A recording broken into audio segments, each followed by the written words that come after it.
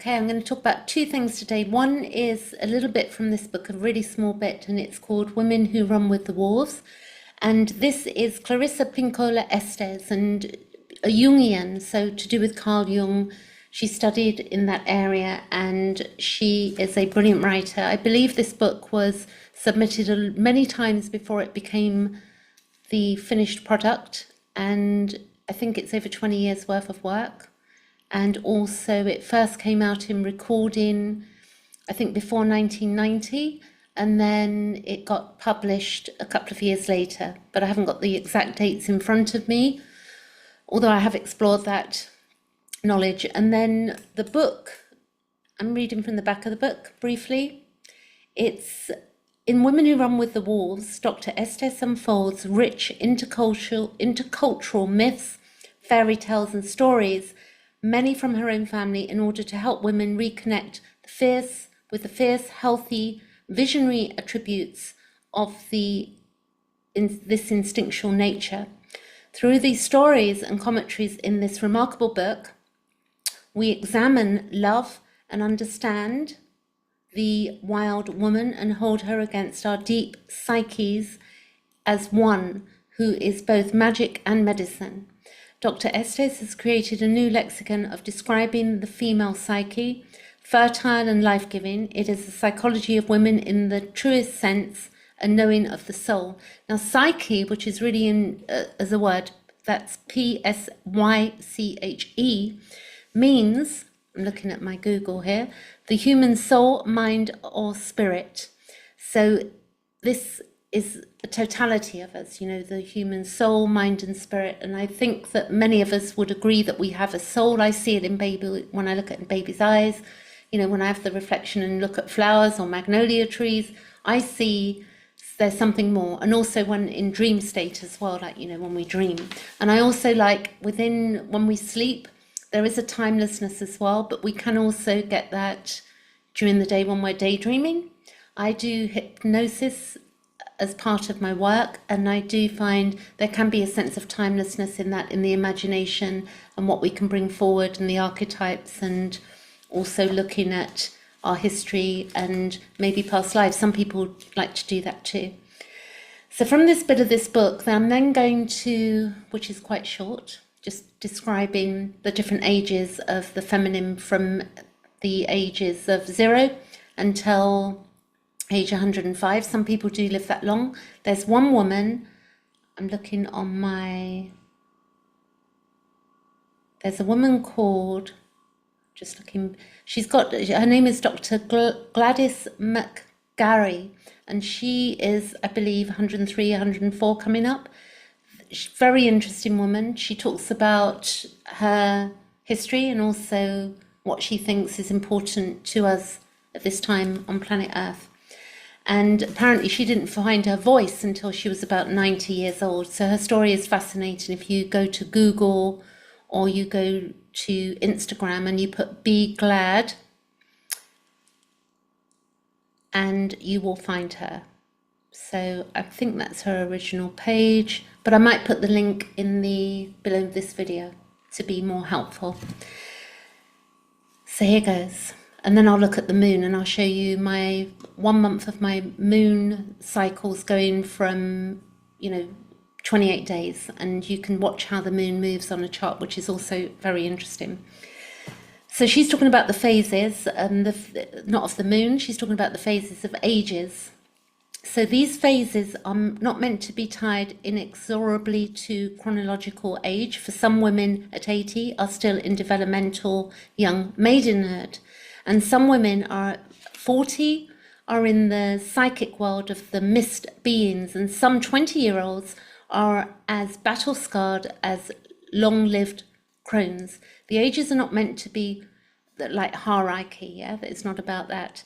This is about the increase of soul life. So it's about, the ages are not meant to be of hierarchy, but simply belong to women's consciousness. So it's more to do with our consciousness and the increase of their soul lives. Each age represents a change in attitude, a change in tasking, and a change in values. So what you may be able to see is that as I read these out, that you may be able to see how we slip from one to the other at different times in our lives.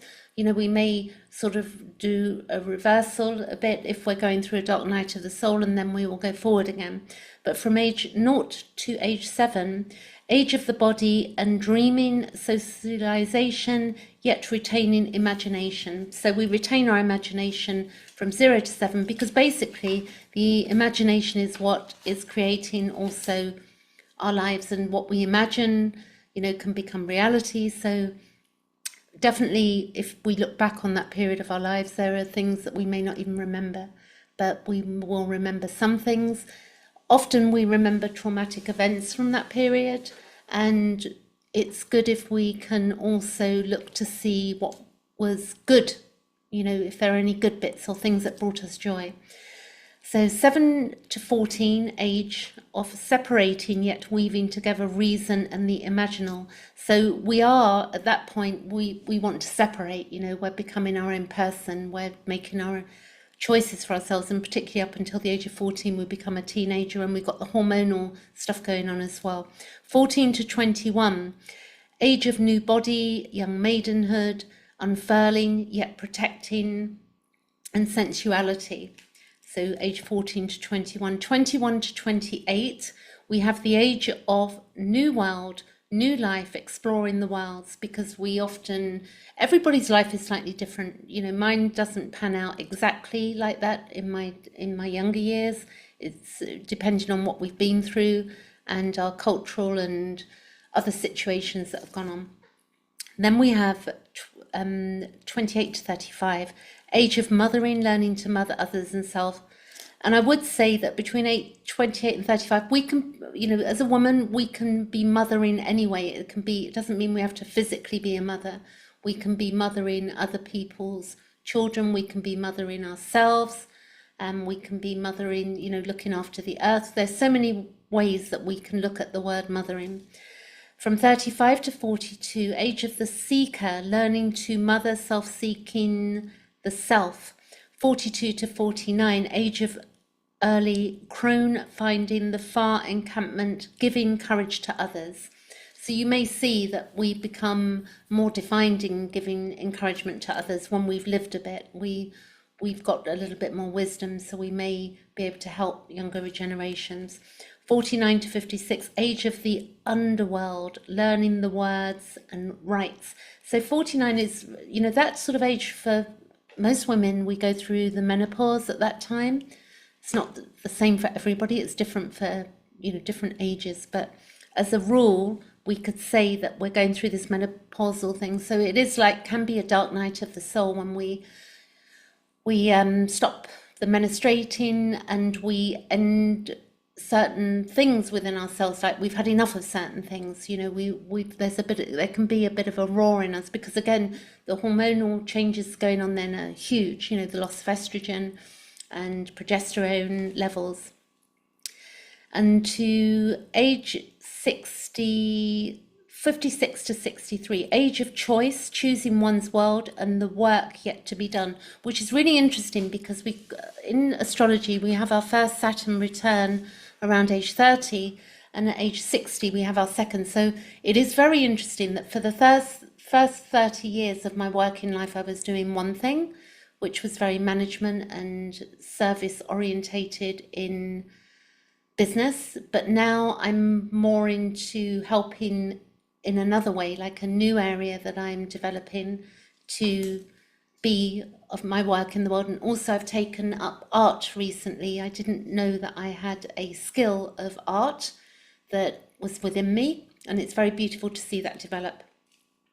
Age 63 to 70, age of becoming watchwoman, recasting all one has learned. So it is, we begin to, it's like a big review of and also being ourselves and not being afraid to be ourselves. Really, that type of age is what other people think. It's it becomes less important. It's more important what I know and what I think for myself. Doesn't mean that we stop learning. It just means that, and also being a watchwoman, watching what's going on, particularly in politics right now, you get to a point where you begin to see reality in a whole new light. 70 to 77, age of re-euthanization and more cronedom, so becoming a crone. I think I will look up that word because to define it for you in a way that may, I mean, Clarissa Pinkola Estes has a lot of work around that, but the meaning is it's an, you know, it is the old woman. It's like that, but you know, you can't mess with older women. You know, it's a very beautiful time, I believe, and that I see of women around me of different, you know, different ages and how things are. And again, we have to remember that it's not a hierarchy. It really is dependent on the own soul growth of us as individuals. And then we have 77 to 84, the age of mist beings, finding more big in the small. So I've been through a bit of that as well, where you find more big in the small things, like sitting with my watercolors for, you know, 3 hours on an evening and spending time doing that. Like I see more, there's more big in the small, definitely. There's more depth as well. 84 to 91, age of weaving and the scarlet thread, understanding the weaving of life. So coming to an understanding. 91 to 98, age of the ethereal and less to saying and more to being, which is quite good to know as well. 98 to 105, if we get there, live that long. I know many women, you know, I know quite a few women now who are in their 90s. It's fascinating role models to me. So age of the ethereal, more to being. 98 to 105, age of the Numan, I can't say it, Numa. So it's the breath, it's the age of, and if you look at the Gladys that I mentioned, I'll put the link below, you'll see that in her, she's, you know, over 100, so you see that in the breath, you'll see something. I definitely do. And then 105 plus, which is rare, is the age of timelessness, which we do experience in sleep time. So I recommend this book, and this is her older book, but the newer stuff is, she has five volumes, and it's to do with the old crone, you know, like becoming that woman, and it's titled The Dangerous Old Woman, I believe. And one, I read number 4 of that, which was volume 4, which was called The Late Bloomer, which had a beautiful effect on me. So highly recommended. Now let's see if I share my chart, because I'm going to show you the animated page, and hopefully you can see this. It looks like I've frozen for a moment, but let's see. And if not, is my screen working? Hopefully. Okay, I'm continuing with the story of the moon here. So if you look at this chart, you can see on the 28th of July, which is today, and it's now the evening, but I just looking back at earlier today, and you can see the moon went over my MC. So my MC midheaven is 20 degrees Virgo. My ascendant is 27 degrees Scorpio. My Pisces IC is 20 degrees of Pisces. And the Taurus 27 degrees descendant. So the interesting thing, when we begin to look at our moon and follow it through, we can see a theme going on, a repeating pattern, but also deeper levels and layers.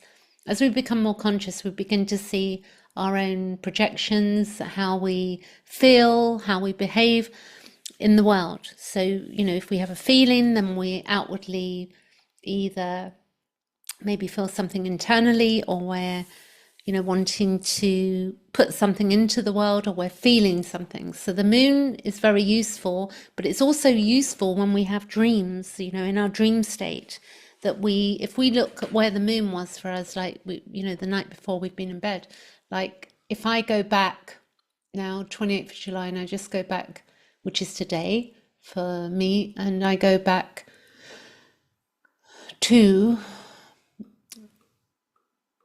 15 degrees, see the moon moving here. you can see that the moon was on my Uranus, natal Uranus, and my natal Pluto. And it will do that every month. And I do notice my own patterns of behavior the more I look at the moon. So behavior in a good way as well, not just like behavior is a problem. It's how we behave in our inner world, how we internalize things, and how we see things outwardly. But I have noticed the more we develop and grow through life and look at our chart and understand ourselves, and the more work we do with the books we read and the information and the conversations we have with people, that we can develop and we evolve some of the things that are troublesome, and then we become more of who we're meant to be in the world. So if you look, this moon is at this point, it is trining, which means it's 120 degrees roughly away from my North Node, my Mars, and my Mercury when it does that. And then on the midheaven, it means that, it's like I could, sort of be a bit too much for authority, or find authority too much. It could work either way, or I'm pushing myself too hard. And with Mars there as well, you can see that moon would be going over collectively for all of us today. It would have gone over the South Node, and then it's gone over Mars already. I'll show you in a moment. So when we begin to then see that moon is doing other things, because when it's hitting up here, it's then going to be opposite my natal Saturn when it gets to 27 degrees up here as well. So you can begin to see when you learn the aspects that if you say the moon opposition Saturn here, 27 degrees natal, and Chiron 25 degrees here, Pisces, and the moon opposite's going to be affecting my emotions, are going to be affected in different ways. So, these couple of days when it does this, I can be a bit deep. With the Scorpio rising, there tends to be a lot of, life can feel like a battle sometimes. So it's different for each of us, how we outwardly express and how we're seen, and then how we are seen to others, and how we feel as well, and the types of lives we've had. So again, I'm going to just move this forward now. So if I go, the moon is going to go forward. This would have been 2:28 in the morning. So that would have been, if you're in the U.S.C, it would have been the 27th, because you're either 8 or 5 hours behind or 6 hours behind. So I'm going to move this moon by hours, and at around 1:30 a.m., 1:30 p.m. in the UK, it was on my MC. So I did some work this week where I had to deal with authority on 2 levels, and I had to try and make 2 different people, not connected at all, understand some type of drama that's going on in my life. One for dealing with health matters, dental work, which I needed attention for, and then also having to write an email explaining my case of some work I had done, and then on another issue to do with my home. So, interestingly, that moon at that time is coming into an opposition with Saturn, which is restriction, and Chiron, the wound, opposite. And the problem that I'm having is very much related to that. It's quite funny not funny, but it is amusing to see how this plays out. And then the moon would have gone over, let's see, yep, it's gone over Mars, and then it'll be in the 10th house. So what does the moon in the 10th house mean?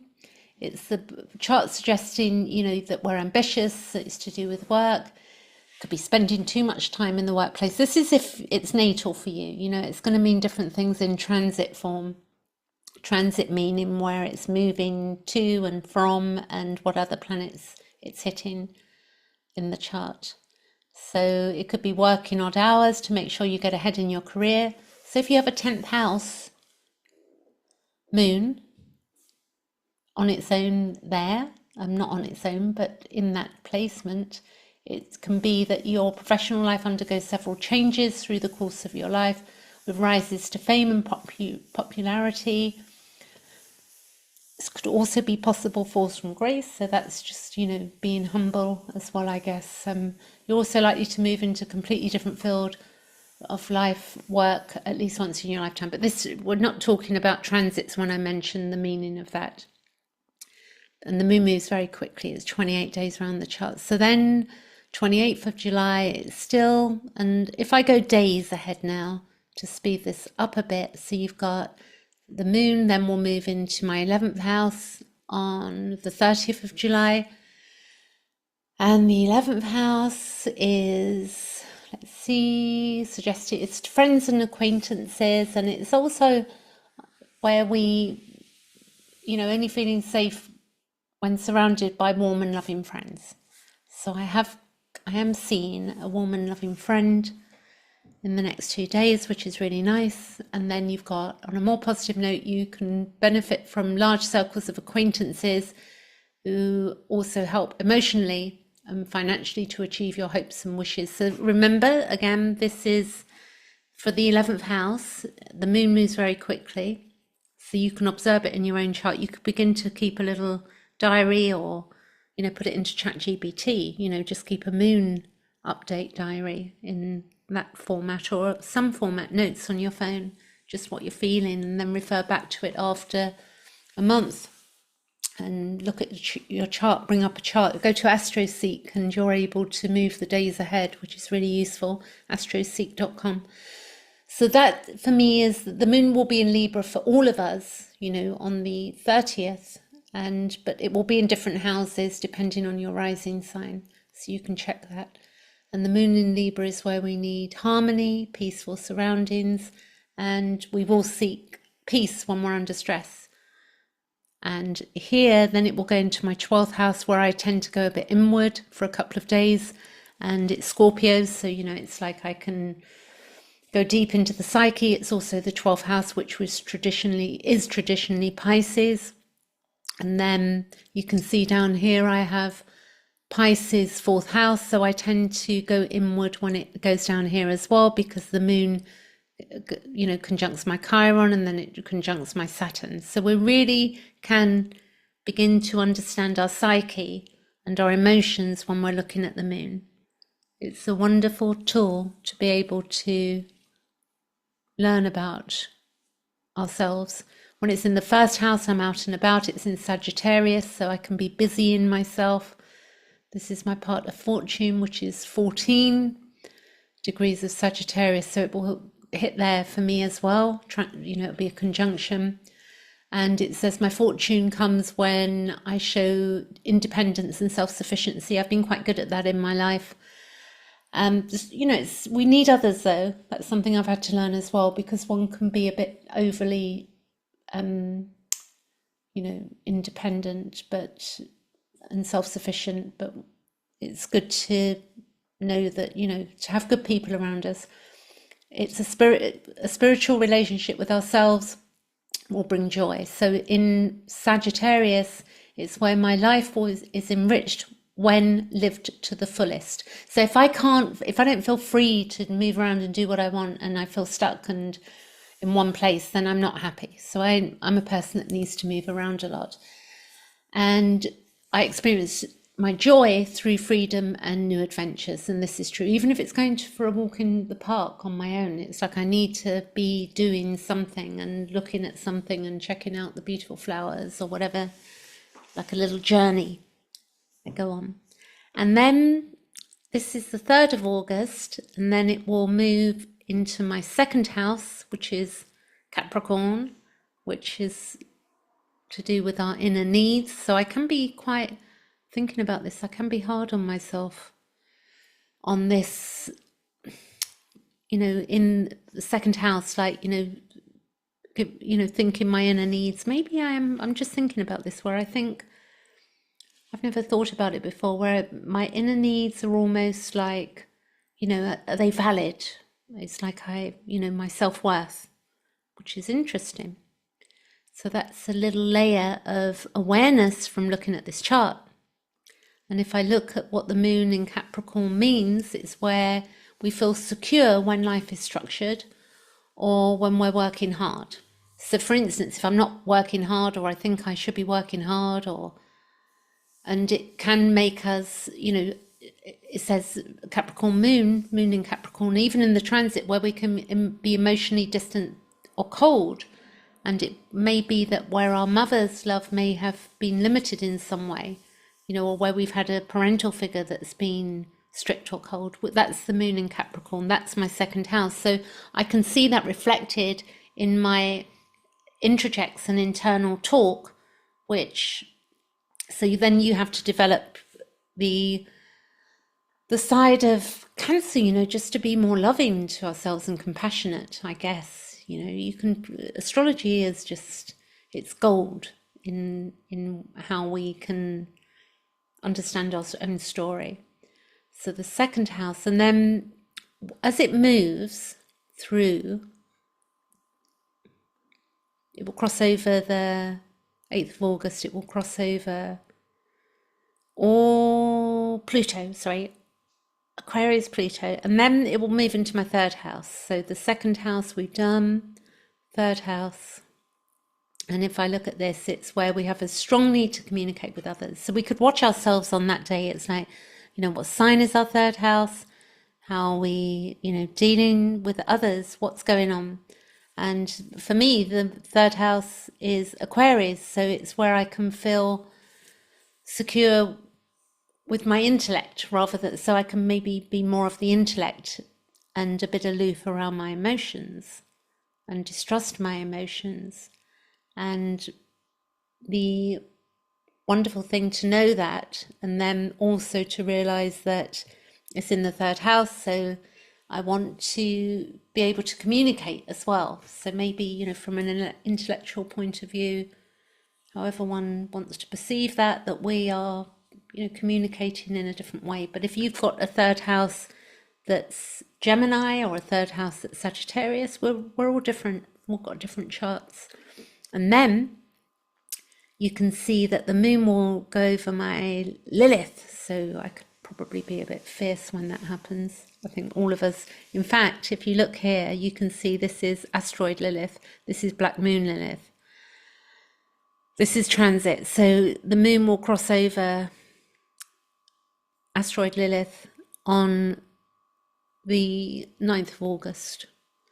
And then we will keep moving it round. You can see the North Node is in Pisces for all of us at the moment. So then it goes into my 4th, where I go a bit inward again. Then if I go forward, then it's on my Venus, which is always quite lovely. And then I've jumped too far ahead. In my 15th of August, it's on it goes over my, quite quickly as well, it goes over my Mercury, it goes over my Mars, and it goes over my North Node, and then my DC, which is our relationships. And then it will be on my Sun, then it will be in Gemini, and then it move all the way to when it hits my moon, my natal moon, 16 degrees, 17 degrees, and then it's square to, again, that can be a tricky time for me. In my awareness, I've seen that in myself. So I'm going to leave it there, but it's a beautiful tool. And if you want to look at this and play with this idea and want to look at it, then you can see in the description, I'll leave my booking page. I do hypnosis, and I also use astrology as a healing of the psyche, a tool where we're looking at the psyche and our dream world as well. What do we want for ourselves, and what can we see in a chart, because everybody's going to see a chart slightly differently. Anyway, catch you later. Thanks for watching.